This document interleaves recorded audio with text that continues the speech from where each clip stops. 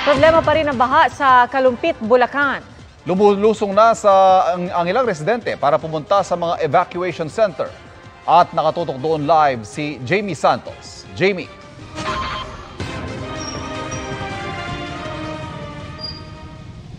Pia Ivan, nananatiling lubog sa baha ang ilang barangay dito nga sa Kalumpit, Bulacan dahil sa patuloy na pag-uulan na sinabayan pa ng high tide. Nakaparada pa rin sa matataas na kalsada sa barangay Maysulaw, Kalumpit, Bulacan ang ilang sasakyan. Lampas tao pa kasi ang baha sa ilang lugar.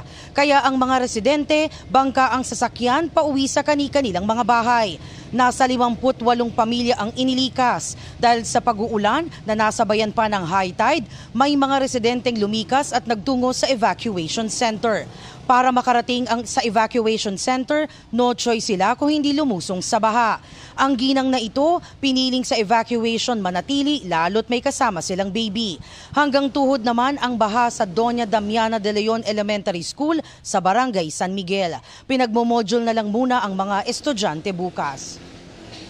Pia Ivan, may nakataas na rainfall advisory dito sa Bulacan. Kaya naman ayon sa PDRRMO, mag-ingat ang mga naninirahan sa low-lying areas, lalo na yung naninirahan sa tabi ng ilog sa banta ng baha.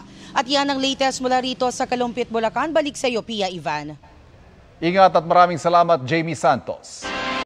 Mga kapuso, patuloy na tumutok sa mga balita. Mag-subscribe sa GMA Integrated News sa YouTube. Sa mga kapuso abroad, samahan nyo kami sa GMA Pinoy TV at sa www.gmanews.tv.